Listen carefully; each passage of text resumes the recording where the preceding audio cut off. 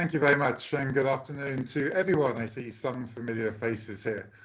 So what to come and sort of introduce, we're going to be talking about a new certification course which we're running. And the aim is to try to, I guess, give people some additional tools, some techniques that they can use, understanding the technology behind it. I guess it's a 4-session certification course. So what we wanted to use today for is just to give you an introduction to why virtual skills are in demand, what some of the topics we're going to cover, and also some of the sort of sample slides and themes, and maybe hopefully you walk away with some tips just from today's session as well. I'll be talking for about maybe 45 minutes. We'll leave 10 or 15 minutes at the end for any Q&A should anybody have it. Now, we've got a large number expected in. We're relatively small and controllable now, but it could go up over the next 5 or 10 minutes. So what might be easier is if you're on mute as I'm going through some of the stuff. But if you want to talk, put something into the chat box, or I don't mind someone just coming off mute and asking me a question. We're all quite relaxed here, so feel free to jump in at any point. I want to run it more as a Zoom meeting rather than a Zoom webinar where it's one directional. That gets a little bit dull after a while. Okay, enough photos about me. Nope, there's another one on the front page. Apologies, it's a trainer's trait. So Carmen introduced me quite well, but I'll just highlight a few of these things. You've probably guessed it's a British accent, but I've been in Singapore for close to 11 years now, I think. Before that, I was in Australia for 3 years and then London and the UK before that. And like most people, I was in the corporate space. Your throat goes at the wrong moment. I was in the corporate space, and then I got a little bit bored. The job was good. It paid relatively well for an administration role, but it wasn't quite enough. What I was fortunate with was, as the financial crisis started to sort of bite in 2009, our bank that I was working for moved a lot of us, or a lot of the roles, out of Australia into Singapore and across Asia. So client facing into Singapore, and the more back office roles were into Mumbai and Shanghai. So a few of us were trained up, and we went on a train-the-trainer course. So how can we hire the new people into those offices, but also train them up to have the same sort of culture that we had in the office there. So that's how I got into training. And I was doing that for 6 or 7 years and moving along quite happily. And then, as we all know, COVID hit at the start of this year. And we came into this year with a very strong sort of, portfolio of bookings. And by February, they were all gone. And I'm sure anyone else in the industry went through a similar thing, where suddenly things disappeared. So then we had the choice. Do we just accept that this is going to happen, or do we do something about it? So we did something about it. Within a week, we'd updated our website and our collaterals and our marketing to offer virtual work. Now, if any of you are trainers as well, we've done some virtual work before, but not to the extent that's been required this year. So it was a learning curve. Since then, we've done probably about 70 or 80 virtual workshops since March. We'll probably do around 90 to 100 by year end. So what that has enabled us to do is to understand, I guess, the technology, how we transmit the knowledge across at the same time, and then we've started to train up companies in what we've learned as we've gone through this year. So what the program does, and even what today is looking at, is it's looking at partly the technology, yes. Trainers, virtual trainers are no longer just trainers. We don't stand in the front of a room and talk and conduct our exercises. We do, but we're like producers now. We have to think about lighting and cameras and microphones and all these things that used to happen for us. Someone would give us a microphone. The hotel would give us a microphone. Great. I don't know how it works. I speak into it. I turn it on and off. Suddenly we have to do everything ourselves from our home. And how do we really train using technology at our home? But then how do we get the message across? How do we engage people? How do we make it remotely interesting for people who are probably staring into a 13 or 14-inch screen for the whole day, and then we're going to ask them to do it for even longer. So the challenge is quite high, and it's difficult on us. Now, I'd like to do a quick survey just to start us off. A lot of you are probably familiar with Menti by this point of the year. If not, if you could pick up your phone or open up a browser and go to menti.com, and you'll be asked for a code. And the code is up on the screen there, 5359467. There are 2 questions. One is looking at challenges that you face or anticipate facing, delivering virtual presentations or trainings. And the other one is, how comfortable are you at this stage? So there's 2 questions there. I will just going to go up and load this up so we can see the results come through as well.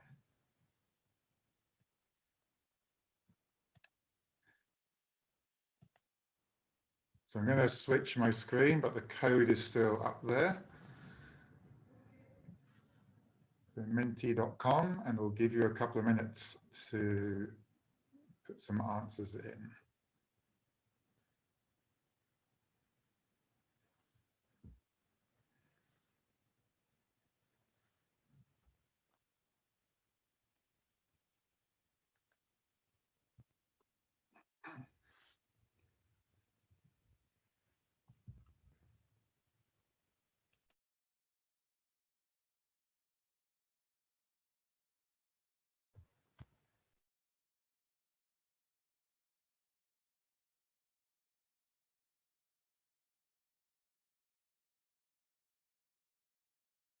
Okay, the answers coming in thick and fast now. Let's take a look at some of them. Going from the middle, participation from audience, yes. Engagement comes up again. Handle distracted people. Yeah, that's a tough one. I'll be honest with that one. Handle facilitation. You can't see them. Yes. Now, I'm not going to ask anybody to admit which one they wrote in, but whoever said can't see them, I totally agree. And hopefully that person has their camera on, because it's true. Otherwise, we just see black squares with names on. It's nice to see faces. I have to admit. Equipment setup. Yes. Holding interest, make it interesting. That's my challenge for today. Feedbacks, yes. Videos don't play well, correct. They don't play well. There's ways to get around it. It also depends on the software which you're using. It can depend on the hardware which you're using as well. Attendance, group work, yes. Not knowing interest level, very much so. You miss the micro expressions. You miss seeing the little interactions, the little nods, the eye rolls, and everything else that might go on. Broad audience, okay, I think that's enough for that one. Thank you. Let me just go on to the second page and see if people answered this one. Normally takes 30 seconds to start coming through. Here it comes.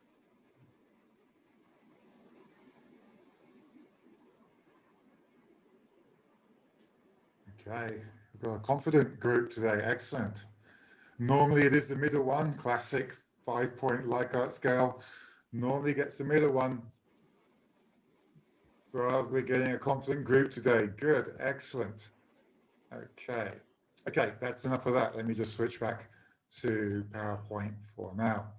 So what we've learned is virtual skills are in hot demand, whether it's presentations, whether it's training, whether it's meetings or sales. How do we do this effectively without having another meeting where you're looking up someone's nose? I mean, I kind of get tired of the classic, and I'm going to apologize if anyone's there. It's the laptop, it's the screen going back a bit and looking up at the screen, being blinded by the light in the ceiling and seeing what they've had for breakfast. We don't want that. We want a nice, simple picture frame which we're in. I can see Elsie, it's nice and square on. I like it. It doesn't need to be difficult. We don't need to book out a new office. We can do things with our home that just keep it looking simple and professional. So the fact is, a lot of green screens don't work very well. And we get the web effect of green screens. We need to be careful of those. Simplicity often works. I've got a very simple background here. It's a plain wall and it's a bookshelf. There's nothing too fancy. I avoid green screens mostly because I don't like the webbed hand effect. And as you've probably seen, I stand up for most of my presentations. So therefore, I move about a bit. I don't want the web hands. If it's a quieter, smaller group, I'll sit down. I can use a green screen a lot easier. So people are, I guess, starting to struggle a little bit because just when we got comfortable at home, people are now going back into the office. And then you get the complication of the hybrid mix, where you're asked to train people who some are in the office and some are at home. And that presents a whole lot of complications of how you facilitate those groups as well. I've had groups where they all have to social distance. They're in work, they're in one big room. They all have to social distance with masks on, so you can't hear half of what they're actually saying. You're virtual. It's like, can I just come in? No, we know we can't have external people in. It's like, oh, but I can socially distance. Nope. Okay. So we're being challenged more than ever. We're used to being comfortable inside our room. Now the challenge is on. So what are some of the common issues that I see or challenges that people face? The technical hitches are the classic ones. I've got a blurry screen. I have an audio lag. My computer's not working. The breakout rooms aren't working. Or you're just being forced to use WebEx, which to be honest, I find is terrible. Zoom is a lot more friendly and intuitive. Whereas if I'm asked to train on WebEx, which I was on Tuesday, it's like, oh, it kind of works, but it doesn't. So we have these.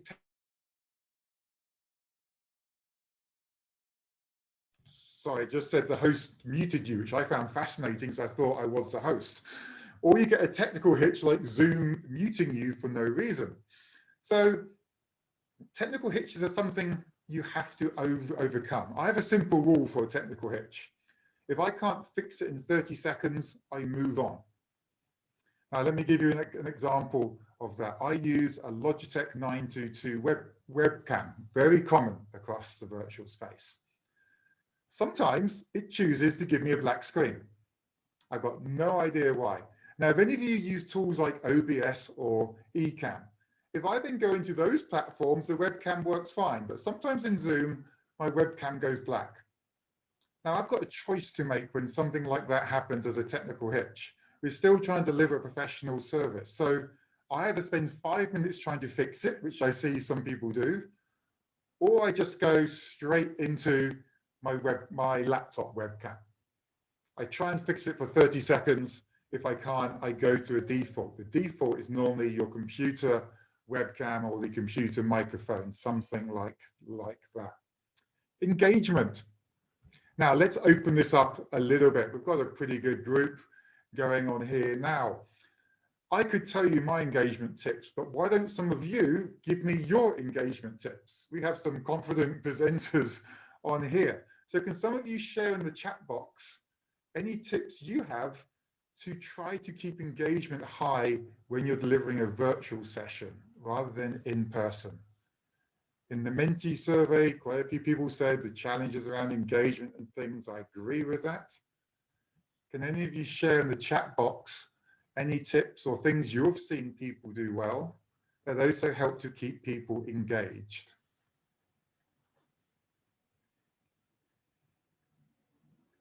Ask questions from Bob. Yes, we have to ask the questions back out. I'm glad you said that because I've just done it. David as well, another very experienced speaker. Ask questions to some individuals, let them talk. Short video clips. Yeah, short video clips are good. You've just got to test the video beforehand. A lot of people still struggle with the videos. We've got a poll or Kahoot. Yes, I use Menti, but Kahoot and Menti are similar things. And obviously a lot of the software have polls built into it. I could do a Zoom poll. I just think it's limiting. And sort of WebEx has polls. Breakout room, yes, ask questions. If no one answers, call each one by name. Yes, a reflective question. Yeah, get people to think of it. Did I miss any polls and quizzes? Yes, okay. We've got some good answers going in there. just about the calling each one by name, Elsie. I don't know if you've seen it, but I like to use Wheel of Names. I'm not sure if you've seen Wheel of Names before. It's a fantastic, simple tool that is free. And you can, if you know the participants' names, and you can put the names in, it's a spinning wheel and it just chooses them. And therefore you're able to do it quite easily. The easiest thing probably is to show you. Let's do a live test, shall we? Wheel of Names. And you can go to Wheel of Names, and I might have one left over there. There's a simple 3-name one. And I can just spin the wheel. Imagine there's 40 names there. And suddenly in this one, Cassandra would be the one who answers. Now, why do I like that? Because no one can feel that you're picking on them. I've never had someone not answer you using this. So all you do is you type the names of your participants, if you know them, down this, and then you can customize it a bit. And you can have the little things flash up and music and all types of other things. And I just find no one normally gets so so they don't want to answer when their name is randomly chosen rather than picked. That's just one of my fun little things I like to use. Disruptions. You will get some people disrupt, but you're normally the host, and therefore you can control a bit. So you can mute them. You can even have people sort of sent out if possible. The other challenge, well, if you've got a large group, and sometimes when you do open groups, it's more difficult to control people who maybe aren't working for a corporation. If you're doing a business to business or an in-person B2B style workshop, you're not going to get that many disruptions. The facts are when you use more of a public workshop, you might get disruptive people. And therefore, if I've got a large number, I like to have a producer. So sometimes it's just my wife who's on as a host, or in this case, we have Carmen from Aventis and Jolene, but they could also help to manage as co-hosts. But if it's another one, I'll just have my wife logged in under another laptop. She admits people, she deals with technical issues, and all those questions that, to be honest, I shouldn't be dealing with, because I'm trying to focus on the camera here and not actually dealing with someone saying, oh, I can't find this, or I can't unmute myself. If you have someone helping you, they become that person. You introduce them at the start. They're dealing with all those behind the scenes things. And for us, it's just smooth. And therefore, it's a lot easier. Now, the transfer of knowledge is probably the most challenging one. We talk a lot around tech when it comes to virtual training. We don't always think about the learning styles. How do adults still learn, especially when it's virtual? Now, we could talk about this for hours, and if you sign up for the course, we'll talk about it for hours. But in this short session, the general tips, I have shorter sessions. I rarely do the long workshops that I might have done in person. Even a one-day workshop, I normally break into 2 half-day workshops on different days. Sometimes I still do the full day. I'm a faculty member at some places. I have to stay with the schedule that's signed off. So it might be still a 2-day virtual workshop, but it's difficult because people get tired. We're looking at small screens. We haven't got the same interaction. It's tiring on everyone. Now, we can suck it up because we're trainers. It's our jobs to be tired and find it a strain, but not the people who we're trying to help learn things. So I normally break it into shorter sessions, more frequent breaks, different touch points. So already we had a Menti survey. We've used the chat box. You could do Wheel of Names, varying up the mediums and the touch points. And then Bob and David were talking about asking questions. Have something that the participants have to do. Now, a lot of people say, have them do something every 4 minutes. I don't believe in 4 minutes. I think people can hold attention for longer than 4 minutes. But if you're going past 15 minutes without having them do something, or offering them the chance to be engaged, you won't get everybody engaged, that's difficult, but offer them the chance to be engaged, then that's normally good enough. But then you need to think about the exercises and how do we do that? And then the system expertise. By that, I mean, we're in Zoom now. How well do you know Zoom? And then you'll get clients who say, I want to use WebEx. And it's like, I've got to learn WebEx. And then they say Teams, because Teams is everywhere. And just when you got comfortable with breakout rooms in Zoom, you realize that Teams didn't have breakout rooms for most of the summer. So then what do you do about engagement? So have your own preference of system, but you also have to be flexible to adapt to clients' needs. And that sometimes becomes a difficult point because you need to try to learn that. The way that I do it, I use friends. So we get access to the software and you ask a few friends to log in and you try to share your slides and mute and unmute any breakout rooms. Do the same functionality with family or friends and pester them before trying to do it with the client for the first time, because you're going to come up with errors. You'll still come up with some errors the first time, but you can eliminate it by practicing it beforehand. So I guess when you look at the differences between the in-person and the virtual side, as we saw, the virtual is people focus on tech. And if you've got friends in the industry and you've looked at their Facebook feeds, you've probably seen some with these very fancy setups. And they've got all the switch boxes and the A10 minis and everything and 4 cameras set up. It's okay to use that, but don't forget the main thing we're trying to do is impart knowledge. And I've seen people get more obsessed with tech and forgetting about the teaching side and how to use that tech to transfer the knowledge rather than just to make a good Instagram photo to post up later. We want to ensure that if we're using tech, we're using it for the right reasons. Now, I've increased my tech as the year goes on. I just don't post many photos of it. I post some to show people that you can do things quite simply. Part of me wants an omni desk, the electric desks that go up high and sit down, because sometimes I sit and sometimes I stand, but to be honest, I use boxes. I just stack up my laptop so the camera's level. And if you take away anything from this workshop or this overview, there's not many cameras on, so I can't tell. Please try to look straight into the camera and not be at weird angles or this angle. If it's a meeting with friends, of course it's fine. But if we're delivering a training session or a presentation, we want to be as the professionals would be, as the newscasters would be. They look straight into the camera where possible. And of course, the danger, which I've caught myself doing 2 or 3 times, is the way my screen is laid out. I have the faces down the right side. Okay, so I've got faces down the right side. But then I find myself looking at the people on the right side. So right now I'm looking at the people on the screen, but I'm not looking at you because you're here. And the eye contact is quite an important thing. We know about eye contact in person. Oh yes, we should meet eye contact with each person in a small room, or for larger audiences, we pick groups and we scan. To be honest, virtually you've got one job, and that's to remember to look at the camera. You just have to remember the camera's here and not where your slides are here, or not where people are here. It's, if anything, put a post-it note next to your camera and the lens, and that reminds you. Why have you got a big post-it note or a sticky dot? That's right, because that's where the camera is. So there shouldn't be too much difference.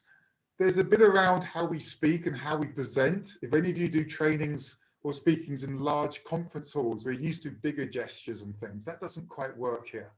So we're in a smaller space, so we tend to be a little bit more reserved, but we still need the energy up. The voice variation, those of you who are more experienced, when you adapt your voice for storytelling or for emphasis, the same things can work here. You've just got to think about, is your microphone and your audio clear? It's the same challenge. We don't have the professional audio kits that we might get in conferences. So how do we get the best ones back at home? You've also got to think about the structure. And for me, a lot of the good structural principles remain the same. We need a good opening. We need to think how we're going to close it. We don't necessarily want Q&A as the very last thing which we do. We still need to have a structure as we go through. We still need preparation and clarity and everything else. What I've seen some people do is it seems that because they're at home, they get more relaxed about the way that we present or we deliver or the content. There's no reason for that. All it is a different location. So yes, some people will wear the shorts, you know, underneath the screen and things. I personally don't. I'm not going to necessarily show you, but that would be going a little bit strange. And it's not even three o'clock yet. Ah, thank you, Bob. Yes, I've got the trousers on. Nice. Okay. My only thoughts on that, you can do whatever you want, of course. But sometimes if I'm sitting, I realize, oh, I want to get a small whiteboard out or something. And then I have to stand up and then I look a bit daft and I've got a shirt and jacket on or something. And I stand up and my shorts are seen. It's just, why do we have to do it when we're still presenting professionally? I don't want any chance of that. So yes, let's look at some of the things which we might be discussing as we go through some of these sessions. We'll be looking at the engagement side. It's a big thing. How do we connect? How do we engage? Some quick tips here. Yes, the frequent touch points that I discussed, the shorter sessions, the activities. How can we make it interactive still? That's the challenge. I'll share something later of what I use. I don't use it in every workshop because it's not relevant. But I'm always thinking, how can I get people to interact? Yes, you could annotate onto my screen. I could always ask people to annotate on my screen. Some people turn it off, I turn it on. People want to write on my screen and they can write on my screen, but don't go too crazy because I've got to control it at some point. But why not have the annotations? We could have, what else could we have for interactive activities? We could use breakout rooms, yes. We could do quizzes within Menti or Kahoot. Sometimes I do that. I have team quizzes. But what can you do what you used to do in person? Is there a way you can do it online? Sometimes we've got to go outside of Zoom or WebEx and use third-party software. And that's fine. I don't mind paying for that. But some places you may have experienced have firewalls and they don't allow third-party software. So if you're going corporates, check with them because you might get restricted. And generally, I find I need to explain things more. And it's nothing to do with people not understanding. I'm hoping it's nothing to do with my audio. It's to do with the fact that when you're doing an in-person session, you explain an activity. Someone is checking their phone and then they don't hear. And then what do? They go to the person next to them and go, hey, I sort of missed that. Do we have to write here now? Yeah. You don't get that virtually. There's no one next to you to kind of say, I missed that. I was in my own world. So I find I have to explain it more. The first time I did a breakout room, I just said, right, let's go into a breakout room. And I sent everyone into a breakout room and realized no one knew what on earth they were supposed to do or what a breakout room was. This was back in February and March. So then I took more time to explain it. And then I realized I could still miss it. And then I started to put up a slide that explains you're going into a breakout room. This is this. For some sessions still where it's longer sessions, I send them a PDF document of the exercises I'm going to use in advance. So they have it in front of them in case they have any connection issues or anything else. It sounds like overkill, but it saved me on several occasions. The technical difficulties, as we saw, it can range.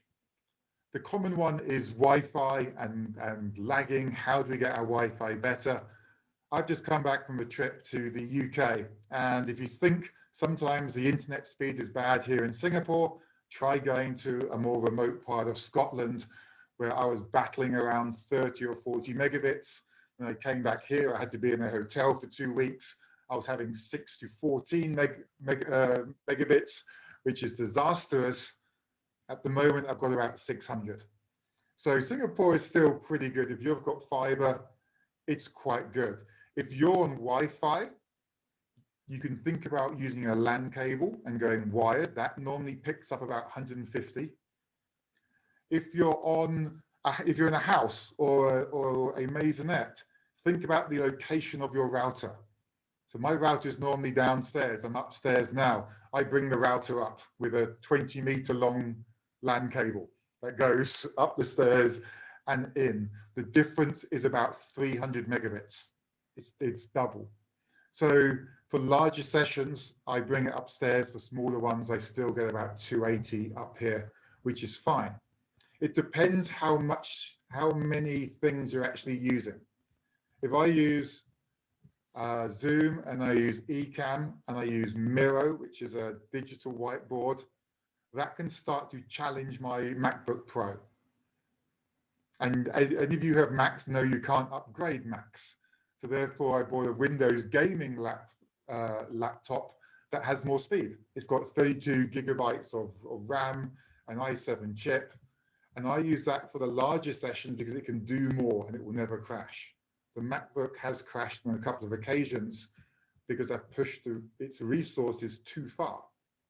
If you think about it, last year we didn't buy laptops for their presenting power. We bought them for versatility and convenience and everything else. Now they're being challenged. So a lot of people's laptops are being challenged when we try to add OBS or Ecamm on another software, and it can cause your computer to crash, which, to be honest, you want to avoid as much as possible. But again, how quickly can you recover? So yes, I normally have 2 laptops open. So if I need to, I can switch across. I use backups for everything. I've got different mics, I've got different webcams.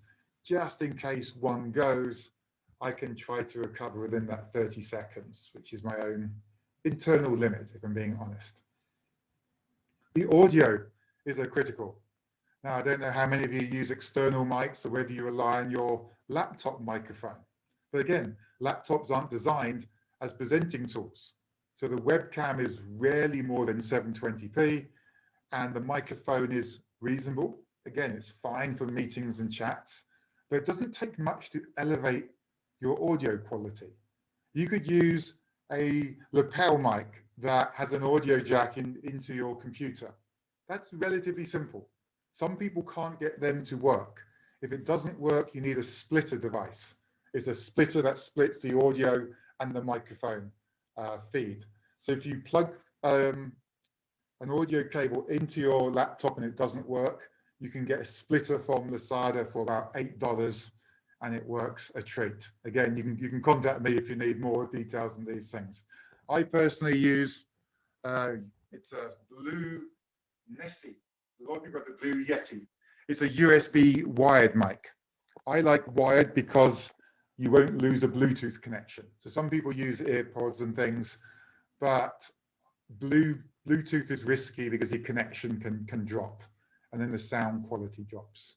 So I just have a microphone below line of sight because I'm not a podcast person or YouTuber, so I don't need my microphone in line of sight. It looks quite nice, but to me it just gets in the way. I have it below, so it can pick it up quite well. If I'm moving around more, then I use a wireless one. I use the Rode Wireless Go. That's my own preference. So I might use this one. It's by Rode, if you know Rode, R-O-D-E. Very good Australian microphone firm. Quite a lot of people in the industry use them. That's the ones you might have had at conferences where you've got a pack on your waist or in your jacket. Another one into the receiver, which is your laptop in this case, lapel mic up. I don't use it today because I'm not moving around much. But there's some sessions where I want to use a whiteboard or a chalkboard. So if I was to move about a bit, if I was to, let's say here, let's go here. Okay, so I could go over here, bring in a little board, and I'm looking at a different camera now. So those of you who like to use the whiteboards or flip charts, you can have one at home. You can set up another camera. So I've got a separate webcam on a tripod that's looking in. You can still use your things. Whiteboards can reflect quite badly. So this one is a bit different. I can use a liquid chalk marker and just write quite nicely on there, and people can normally see it if I write large enough. The problem is I'm more distant, so I'm not as close to the microphone. So in those cases, if I'm using, just move that away. If I'm using, it will not go. There you go. It won't go because I haven't changed my camera back. There we go. You just need to be able to switch the cameras back again. So if you're going to move around like that, then you want to think about a wireless mic, because it will travel wherever you go. So if I want to go to a whiteboard over there, or I have those tabletop flip charts, which you might have seen. They fold up into a triangle, and it's like a small tabletop flip chart. They're useful on another desk. But again, can I have another camera view? So you can use, if I just come off here, you don't need to go multi-camera. If I'm being honest, it can overcomplicate things. But I've always got the option of this one, of that one, or you can do funny things like appear in TV screens and stuff. This is using OBS. I don't need to use it, but sometimes for keynotes, it can be a little bit of fun. You just Google an image that has a transparent screen in the middle, and then you layer it. So you have a webcam and you have the image. If you're a Mac user, you can use Ecamm. If you use Windows, you can use XSplit or OBS if you can be bothered to learn OBS, which can be a bit challenging. But these things give you a little bit of, you can do slightly more interesting things. You can set up opening slides with timers. You can do the TV thing, but to be honest, most of the time, I just want a standard picture, because otherwise it can become gimmicky if you do it too many times. You just want to save those for the right moment, not for, oh, look at me, I can have 5 different camera angles, great, but what's it serving? So the audio for me is probably the most important part, because if my camera were to fail for any reason, then you can still hear me, still fine. The message can go across, the training can happen. But if the audio is not clear, then you don't hear or learn anything. So the audio you've really got to think about. Now, we live in a noisy country. Does anyone ever have any tips for how to deal with construction noise, or kids, or pets? And anybody got any tips for dealing with noise? There was one time when the block next to me started hacking. They're hacking into their floors in the middle of a session. It's like, don't start hacking. And then there was like a month mosquito fogging, David. Yes, that loves in my place every Tuesday. Up it goes, the fogging. It's annoying. Fans, everything else. Okay, my tip, if you don't know about it or use it, I'll put it into the chat box. It's an app called crisp.ai. Okay, crisp.ai, AI-driven noise cancelling feature app. Okay, it blocks out the background noise, and it does it brilliantly, if I'm being honest. When I had construction on, people didn't hear. Now, I heard it, of course, drove me insane. But again, it's not about me, it's about the participants. So crisp.ai has been the best thing for the entire summer, because it eliminates the noise for everybody else. Frustrating for you, of course, but you use it as a virtual mic. So in Zoom, you choose Crisp. In Crisp, you choose your microphone. Okay, so it works like a virtual mic. So I have it on now because my kids are home, and you never know what type of noise is going to come from them. So this works really quite nicely. Camera, it's always an interesting one. I think in today's world, we should be HD, we should be 1080p if possible. Most laptops don't. You can pick up a 1080 webcam for about, if you wait for a sale, which, let's face it, in Singapore every single month, a 1010, an 1111, a 1212, you can get a decent one for about 140.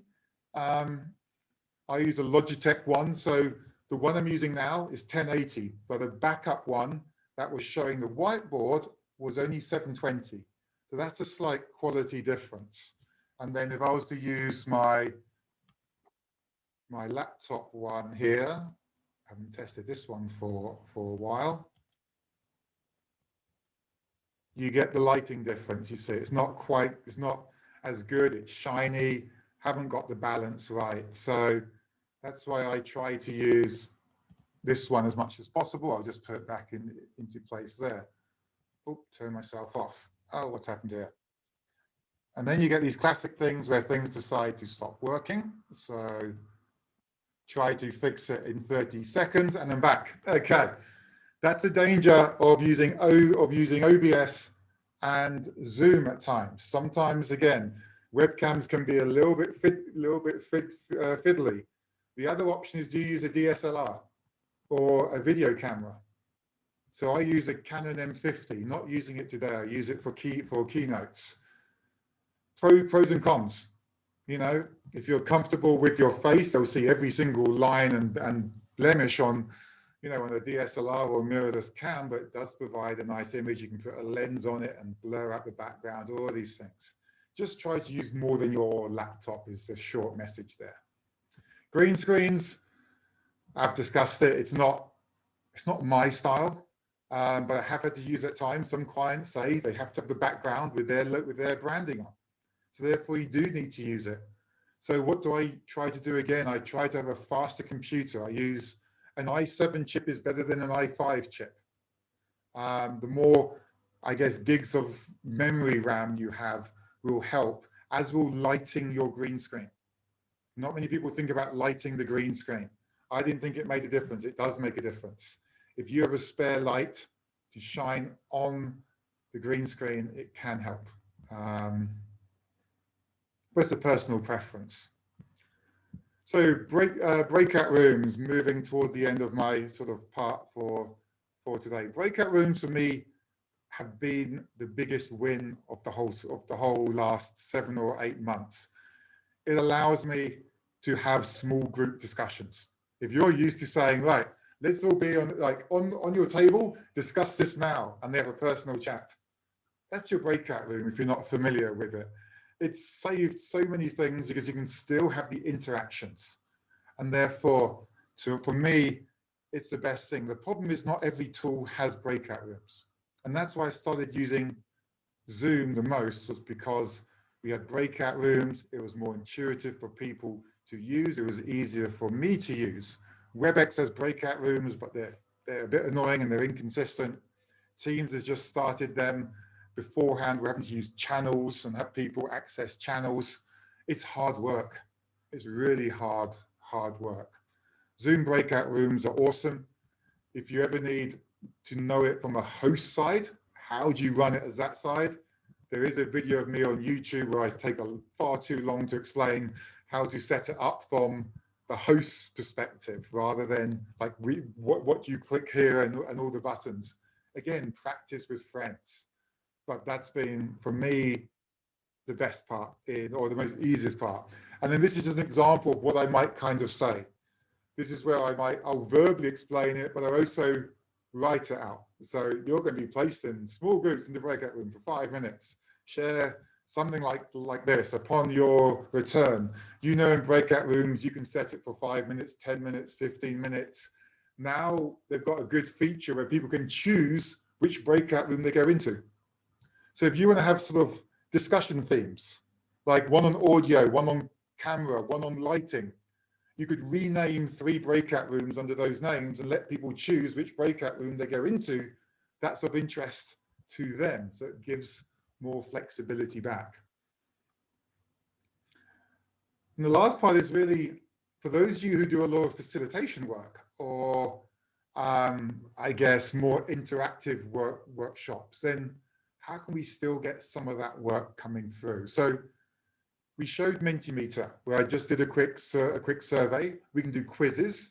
You can do your feedback forms through that. Kahoot works just as well, for those of you who like that. The wheel of names I talked about, where we can spin the wheel, that works quite nicely. The other main ones I do is Miro or Google Jamboard, which are digital whiteboards. Now, I know in Zoom, if I could share the whiteboard here and we could all annotate and write ideas in. So this works fine.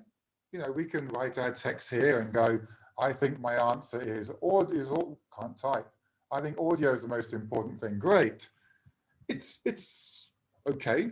It works reasonably well, but it's not what I normally want. I want a whiteboard to be unlimited space. I work a lot in the innovation space. I like post-it notes and stuff. And yes, anyone can annotate on this if they want to. It works quite nicely. However, I do like Jamboard and I like Miro. Let me quickly show you. If you haven't used Jamboard before, it looks something like this. Now, why is Google Jamboard good? Well, if I'm being honest, it's free, okay? And you can invite people into your Jamboard if you've got the settings set up correctly. You can do post-it notes down the side and just start typing things in and change the color. I can do an orange one. So you can have a bit of fun with this and people can come in and you can collaborate. So you can still get the collaboration going. You can change the backgrounds, you can make it look all different. You could set up, if you've got 2 teams, you could have people doing, this is things that people are doing. So that works quite well. So all you do is you share your browser and you have Jamboard up, and then you can click the share button in the top right and people can come in and join you. You want to up the game a little bit more, then you can use something called Miro, which to me is the best tool ever invented if you're into any of the innovation or UX type work. It's an unlimited digital whiteboard that I can zoom in, I can zoom out. Yes, I can do post-it notes, but I've also got, if you're into any leadership development work or facilitation, it's got all your templates, your SWOTs, your pestles, your, it's got most templates that you'd use, a mind map, a journey map, personas, everything else.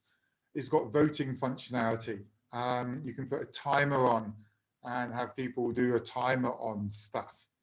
To me, it's one of the best things that I've used because it allows that interaction, because everyone can join if you've got the right access, okay?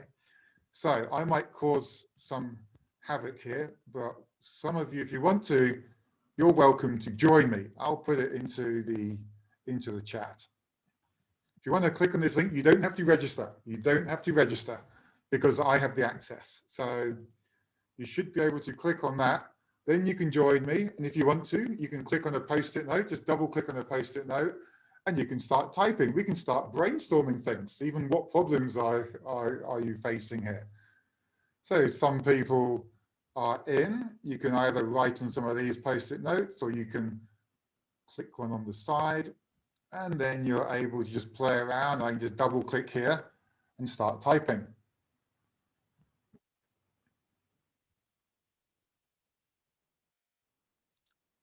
So if anyone wants to come over and click on any of these things, then they are welcome to.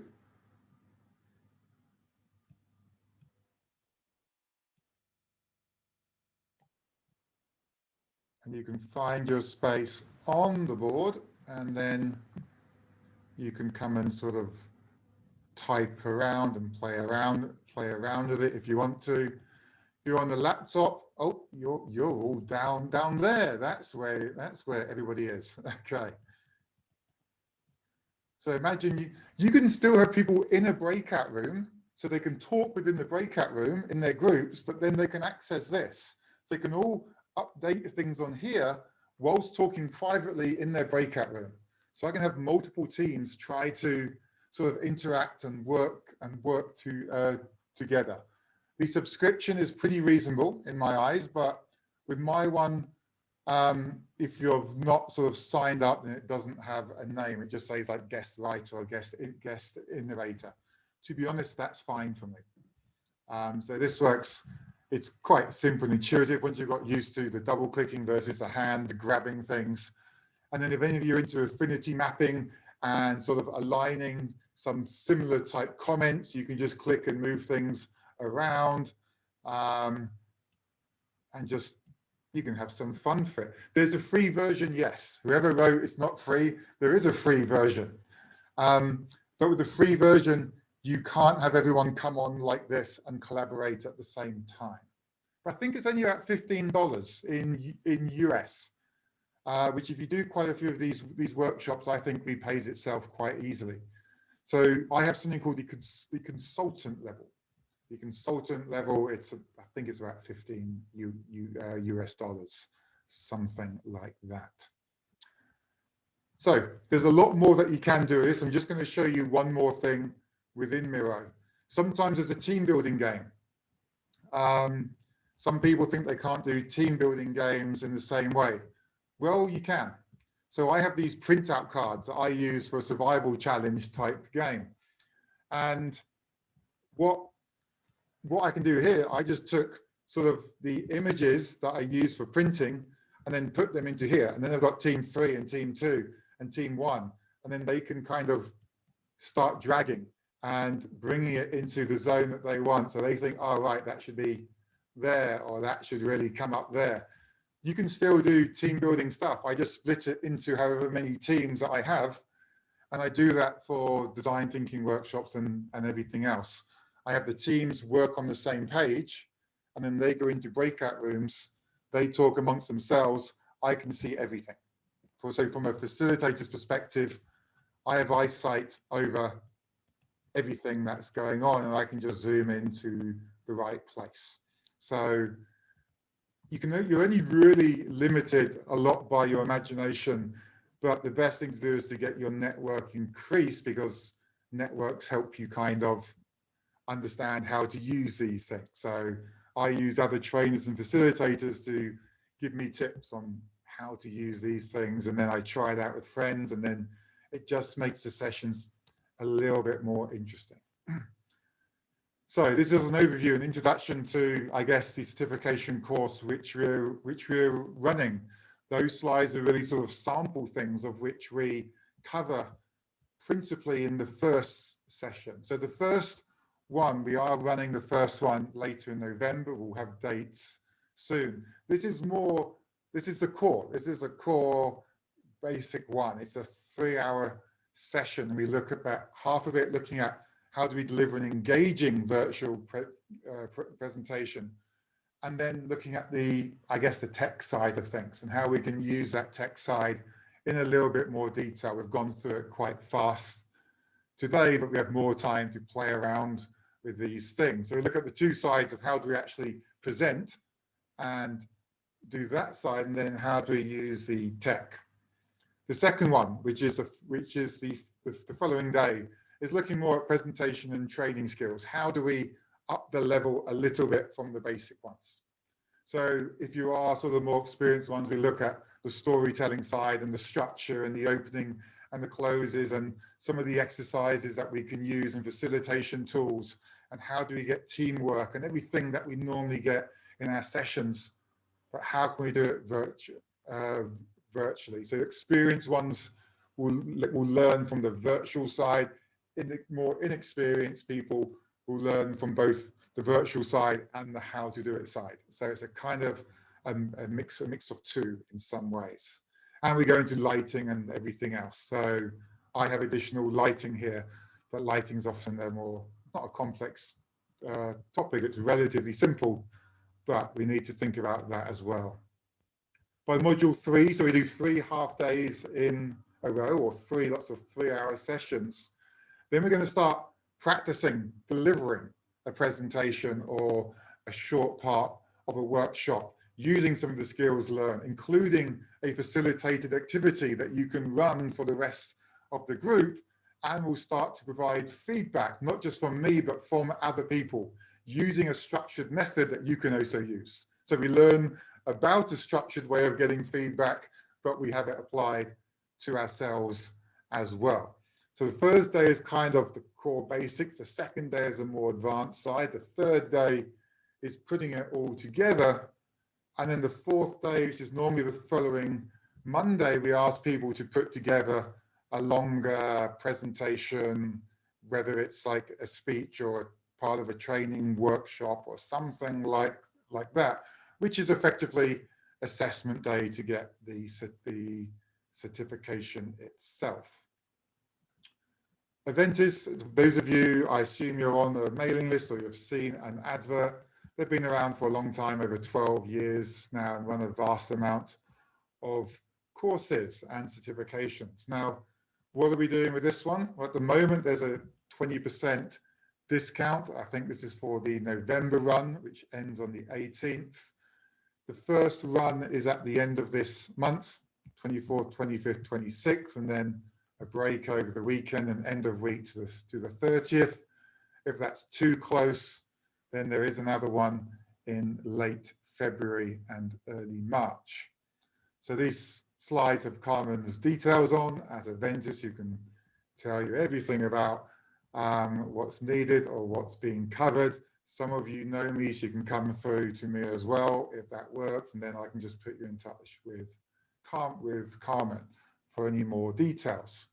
If you just wanted to do the first block and not the full certification, then we do run quite a few public sign-ups of these virtual presentation skills. So it's similar to the stuff that we just went through, but it's over 3 hours. So we have more time to spend, and if it's a small group, then we have practice sessions. If it's larger groups, we might ask some people to share how they do things, and we can just go into more detail and cover a wider scope of everything that needs sort of thought about. If there's one thing that shocked me this year, well, there's been a lot of things that have shocked me this year, but about delivering virtual that shocked me this year, it's just how many decisions we need to make and try to control. So we've got to think about switching slides, we've got to think about the cameras and the lighting, and if we're going to Miro, how do we switch between that? Are we still sharing within Zoom, or did we forget to change the sharing in Zoom? I've done that before.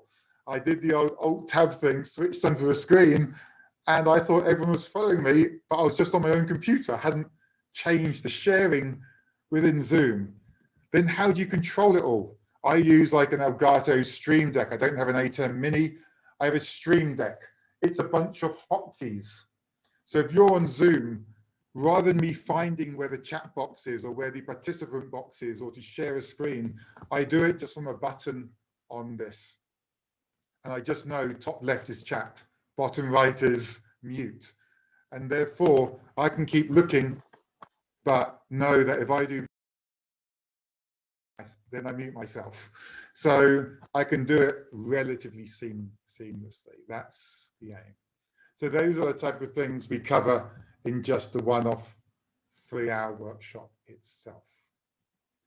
So before I start to wrap up, so you never finish totally on like Q&A, does anyone have any questions, either about the course, or you can use this for just asking me any questions you might want to. We have a few minutes if anyone wants to either put it in the chat box or come off mute.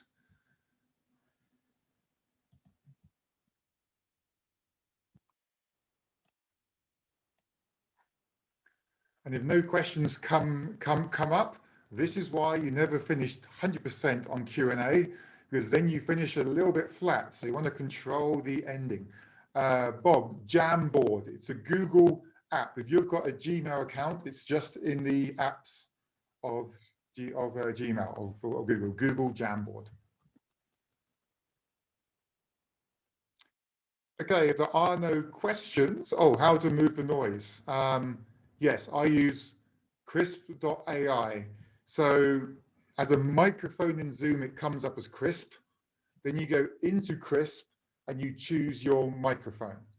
So in crisp, it has this blue mic on, but in Zoom, it just shows crisp. So it acts like a virtual mic. Yeah.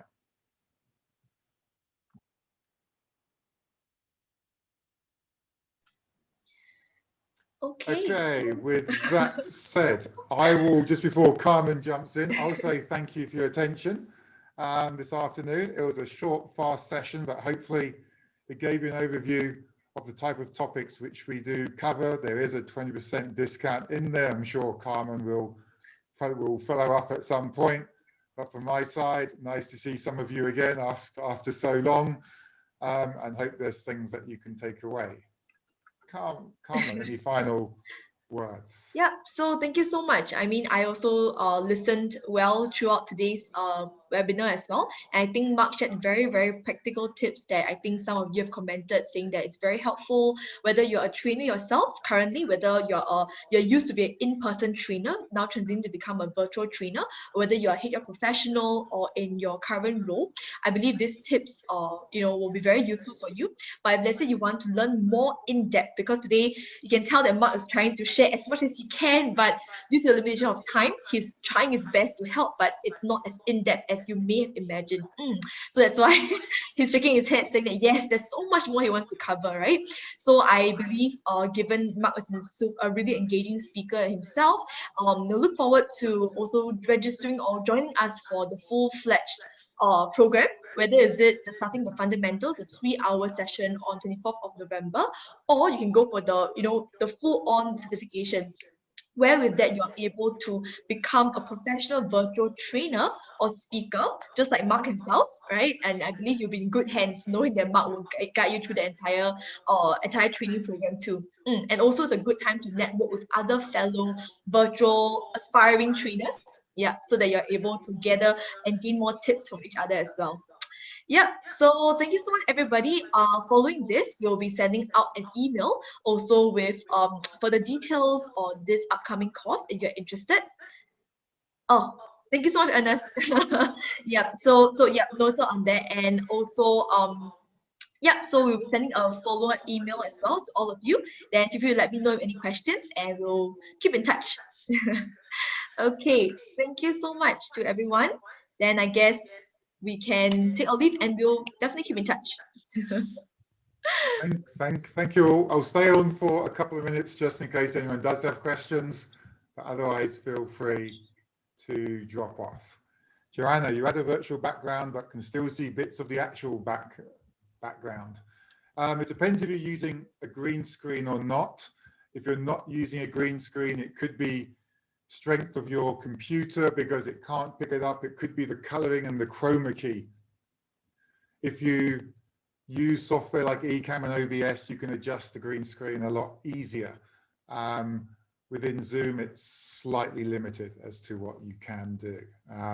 If I just go in a virtual background, it's okay, but you get the waving around the head and those kind of webbed hand look. It's not too bad. I'm on a faster laptop now. On my MacBook, it's not as great. So it's fine if I stay more still, but it's still flicking around my hairline, which I generally try to avoid a little bit. But yeah, it's often just it's internet strength, it's speed of computer. If it's green screen, think about lighting. If it's green screen, is the green screen covering all of the background, the width of the camera? If it's not, it's going to show. So, yeah. For those images, Bob, that I just had up, that was within Zoom. So if you click on video and then scroll down to choose virtual background. So you click on the video arrow, the arrow next to the stop video button, and you've got choose virtual background. There's some defaults there, but you can add any image you want. So I have, so like my design team put together some images of different things, and then you can add that, or you can save a Google image down, you can upload a photo, you can put your place of work. Carmen just has her apartment. Yeah, it's quite nice and sort of simple in some ways. You can play around with it. Staying still helps it not be too wavy. Yeah. Oh, I still have a virtual background on. Oops. So I don't really like these things as much. There we go. Okay. Any other questions before I end the session? Nope. Okay. Thank you very much again. And we hope to see some of you in the future. I'll be ending the session now. Thank you. Bye, everyone. Okay, thank you, everybody.